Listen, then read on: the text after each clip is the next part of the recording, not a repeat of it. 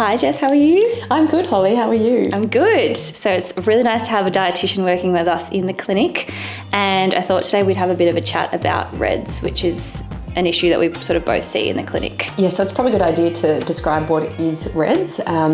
As some people might be aware, there's been a lot of increase in publications around low energy availability and problematic low energy availability, which we term RED-S, and a huge big new consensus statement that was popped out late last year. So essentially we can see RED-S through prolonged low energy availability, where essentially it's becoming problematic. So low energy availability can be related to a number of different factors, which we're going to chat about today.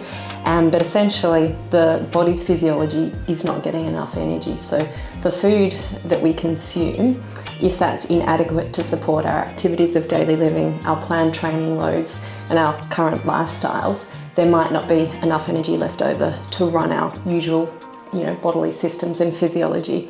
And that's where we can see these health and physiological consequences develop, which can influence our performance. What are some of the signs that you see, Holly, in clinic in terms of characteristics of low energy availability or RED? So I guess in terms of the signs and the symptoms that we see of RED-S, it's usually an increase in fatigue, can be an increase in illness or injury. So often in the clinic as a physio, we see an injury sort of as one of the first signs of RED-S. And then there can be other things like disturbances in mood, gastrointestinal symptoms, and then for females, the absence or irregular menstrual cycles is also something that we like to ask about, because that can be a sign of RED-S as well. Yeah, and I guess with that too, it's really important that with some of these different characteristics and features of RED-S that we do have medical input, because it's important that we do exclude, or that the sports physician or doctors exclude other reasons for either irregular menstrual cycles or changes in biochemistry or different bloods, and having eyes on that part of the management as well. So Holly, have you seen many people or recreational athletes that you suspect are in a state of low energy availability or RED-S, or where it's been? Yeah, definitely. I think at the moment I'm seeing a lot of patients who are runners, and they've also got quite a high stress job, and I think the combination of the two and potentially not fueling enough for what they're doing is leading to them having an increased risk of injury, particularly bone stress injuries. We've seen a lot of them in the clinic recently with the increase in running.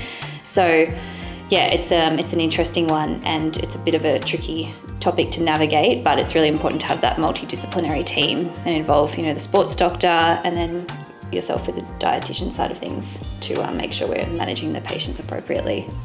So Holly, obviously when we're helping someone return to run program or return to their activity following an injury, and if there has been low energy availability or RED-S identified, how do you go about managing their training loads? Yeah, so I guess it's always very individual and important to work again with the sports doctor to get sort of clearance from them from a medical perspective and make sure that all the other underlying factors have been addressed. But then it's a matter of making sure the patient has adequate strength in the tissues that support them while they're running. So it's all about working with the individual and with the multidisciplinary team to ensure we've cleared everything from a medical perspective and getting the dietitian input as well. But from a physio perspective, we're just going to make sure that the patient has enough strength and capacity in the tissues that support the body part that they've injured. So we do a lot of the strength testing here in the clinic to ensure they've got enough capacity. And then once they've got the strength, then we can start adding in higher level activities like bone loading, plyometrics, and then commence a slow return to run program. So Jess, what would be a few practical strategies that athletes or everyday people that are watching this could add into their day to make sure that they're fueling it adequately for their training? Yeah, so particularly if somebody's returning from injury, the first thing we'd start with around that injury is ensuring that we've got key nutrients and adequate energy as well as protein to support the recovery of its bone tissue or muscular, including things like checking irons, vitamin D, as well as calcium intake. And depending on different dietary trends, cultures, there might be things or intolerances, allergies, things that we need to modify or help support people with in terms of brands, as well as the different foods that they're having.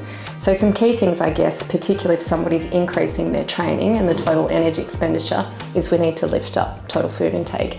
And I think probably the largest area of our macronutrients that I see being a little bit suboptimal, or there might be a bit of hesitancy around, is carbohydrate foods, and how to use those carbohydrates effectively around planned training. There are some key things, as you were talking to, in terms of rebuilding tissue strength that we can look to use, with those that are doing specific gym sessions and looking to build lean mass. And that's where we might look to the supplement space, things like creatine or a whey protein isolate, or a food first approach, depending on what age we're working with. So based on the individual that we might have in front of us, we'd obviously carry out a dietary assessment and look at what they're having, what their training loads are like, and look at an estimate of their needs. As a bit of a practical example, if someone came to me and they might be having, say, 1 packet of oats for breakfast with some water and racing off to work if they're, have a busy lifestyle and they've run before, we know that that's not going to be adequate. We'll have 20 to 30 grams of carbohydrate. So a practical way that somebody could optimise this area is simply having 2 sachets of oats, ensuring that they're using a higher protein plant-based milk such as soya milk or cow's milk or a lactose-free version, and then looking to add things like banana, which is a great source of carbohydrate, around 20 grams, some peanut butter, some good healthy fats, and a little bit of plant protein, and honey, which is excellent in terms of fructose and entering the body's systems. So there are different ways we can do things, and obviously time can be a huge barrier, and something that clients and patients report to me a lot. So we then look at their day and how they can increase their calorific foods or intake at certain meal times when they actually have a window of opportunity to eat.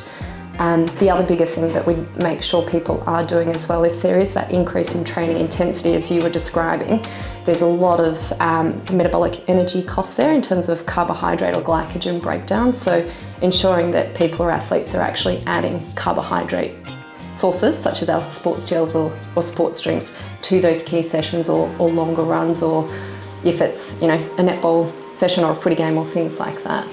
So that's obviously a very a simple example, but hopefully that gives people a bit of an understanding and idea. And if you are feeling fatigued or there's changing capacity in your training quality or performance or health, and some of those symptoms that Holly mentioned earlier, it might be a great idea to check in.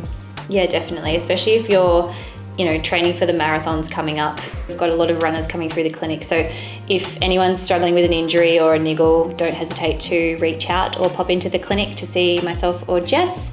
And we look forward to seeing you soon.